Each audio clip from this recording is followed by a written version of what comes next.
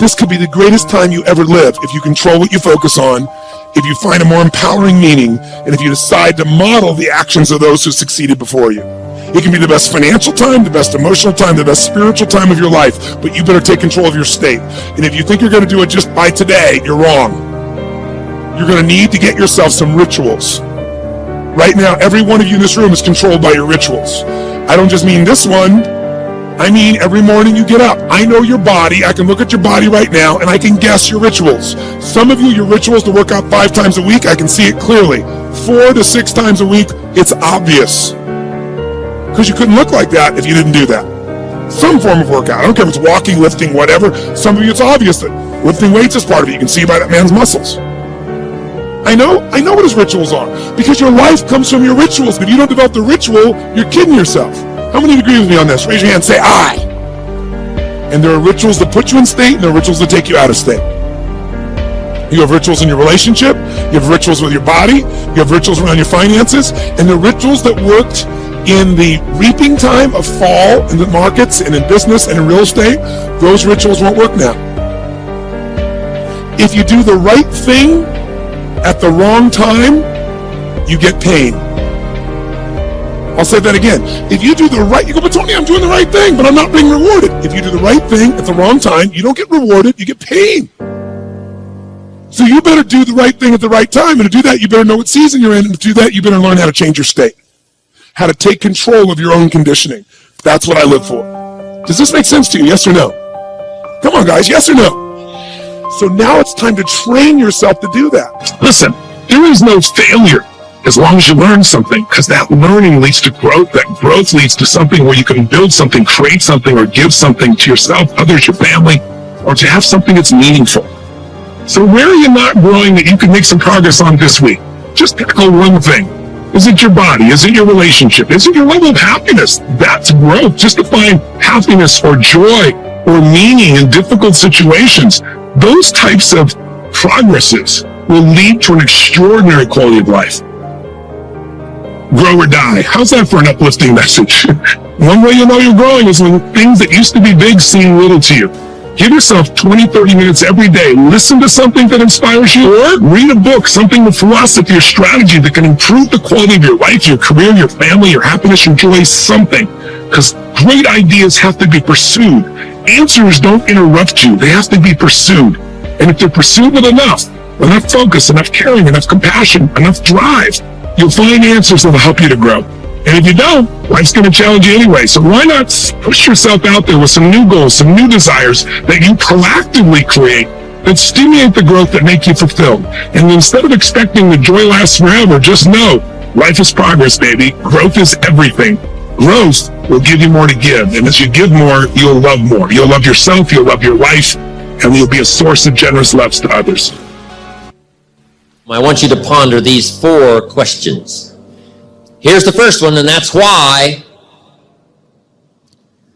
Why pay the price? Why work this hard? Why go this far? Why try to learn this much? Why try to do it all? Why try to see it all? Why try to have it all? Why do it? Why learn it? Why study? Why put yourself out? Why try to take on this much responsibility? Why develop yourself to the full? Why try to become all that you can possibly become? Why try to earn as much as you can earn, share as much as you can share, develop every skill you possibly can, see every human you possibly can, go to every class you possibly can, touch everybody you possibly can? Why do that much? Why go that far? Why share that much? Why give that much away? Why try to see everything? Why try to do everything? Why try to become everything? That's a good question, why? And you're the only one personally that can answer that question for yourself. You've got to have your own list of whys. Here's what I want you to do when you go home after you've left this extravaganza. Work on your list of whys. One of the big thrusts for success is to come up with a strong enough why. In leadership training, here's what we learn. If the why is powerful, the how is easy. But if the why isn't strong, if your goals aren't powerful, if the vision isn't clear, the old prophet said, without a vision we die, without a vision we perish, without a dream we're nothing. From the movie The Professionals, I listened to Bill Heron give his testimony yesterday. From the movie The Professionals, it said, we joined because we believed. We stayed because we were committed. We left because we were disillusioned. But we came back because we were lost. Without a dream, we are nothing.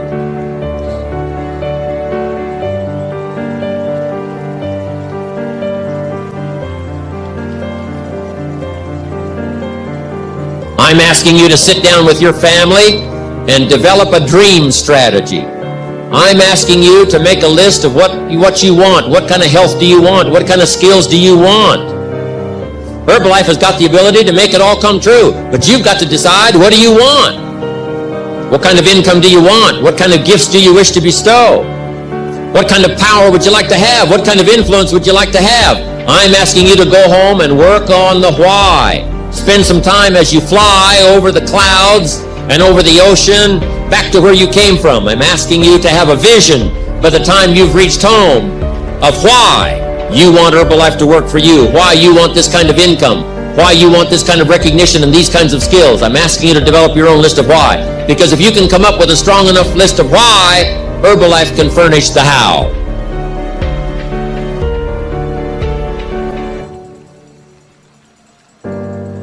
Now here's number 2. The first question to ponder when you go home is why. Here's another good answer to why. It's the second question, why not? Why not see how much you can earn? Why not see how much you can learn? Why not see how many skills you can develop? Why not see what kind of person you can become? Why not see what kind of influence you can have? Why not see how many people you can rescue from oblivion? Why not see how many people you can reach? I shared one of my goals with a group just last night. Here it is, one of my goals, to reach the peak of my skills by the year 2000. So I've got some work to do by the year 2000, turn of the century, turn of the millennium. I want to reach the peak of my skills by the year 2000. And then come the next century, I want to utilize those skills in touching every human I can possibly touch for the rest of my life. Those are some of my goals. I want you to establish some of your goals. I want you to give thoughtful consideration to your goals. And why not? If a farm boy can wander out of Idaho and finally arrive at this extravaganza, why not you? If Mark Hughes can walk away from the tough side of town and find a few people and make a dream come true, why not you? If we've got good health for many, why not the rest? If it's happened for you, why not others? And why not you? I want you to take that personal. Why not? Why not? You've got to stay here till you go. I mean, what else are you going to do? Why not see how much you can do, how far you can go? Now here's number 3. Why not you? I wish I could say that to each of you individually, but it would take a couple of lifetimes to sit down and talk with each of you individually. But I would rather do that. I'd rather sit down and talk with you and your family with a fire burning in the living room than to be standing on this platform. That's my true desire. I'd love to talk to you and your children face to face. That's what I'd really like to do.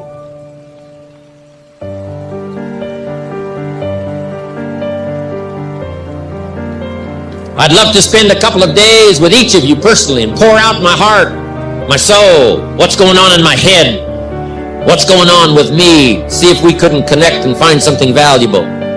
But time doesn't permit for us to have those intimate conversations and get to know each other that well. So I've got to do it from up here. But I want you to take it personal. And my personal question to you is, why not you? You've got the brains. You can make decisions. You can study the plan. You can change your life. You can grow immensely in the next few years. You can make your dreams come true. You can build a financial wall around your family nothing can get through. You can become healthy. You can become powerful. Why not you? And I'm here to say that I'm ready to pledge my support to make your personal dreams come true. I asked the question, why not you? But I'm not going to ask it and just walk away. I'm going to ask it and walk with you. Experience the rejection. Experience the hard times. That's how you grow. That's how you develop yourself. That's how you begin to appreciate what you get. When you're working on a dream, at some point in time, a transition takes place. And the transition is what you are becoming in pursuit of the dream. Because even if you don't get the dream, you become such a strong and powerful person. It will so change your life. You can look at something else and say, well, I think I'll go do this then. Because you've now developed yourself in such confidence and such competence in how to deal in the arena of life that you can move into another area and not miss a beat. Once you begin to discover who you are, then you'll really realize how you have been given authority and dominion over everything on the face of the earth, including all the dimensions of your life. But you can only do that through the struggle of life. And most people avoid the struggle. Most people go through life avoiding pain. And when you go through life like that, something in you dies. Something in you that most people like to feel like they're king in the area of their comfort zone. They only want to do those things that they know how to do well. Osborne said, unless you attempt to do something beyond that which you've already mastered, you will never grow. Yeah. Ladies and gentlemen, don't give your power away. You don't need anybody to approve your dream. It was given to you. If they can't see it, it's because it wasn't given to them. It was given to you. Hold it, nourish it, cultivate it, work on it. It's yours. It's your baby. Work on it until it comes into fruition. I gave away my power, and I said, there's no saying, judge a man not by what he does, but by that he doesn't have to do. And to judge the true quality of a man is what he do when nobody's looking. See, there's some good out there for you in the universe. If you want to keep on getting what you're getting, keep on doing what you're doing. You've got to be willing to change your ways. Your life is working. If you don't like what you have produced, you're a director, you are the star, you wrote this script. You produced this, whatever it is. If it's a hit, you produced it. If it's a flop, you produced it. Take ownership of it and decide to go back to the drawing board and rewrite the script that you are the star of. You have the power to do that. On this day, you can declare that I'm going to change. So as you leave, I hope that you challenge yourself to begin to look within, knowing that you have comeback power, knowing that you came and brought something here that was not here before you came. And whatever that dream is, whatever that great work is, don't let anybody take it from you.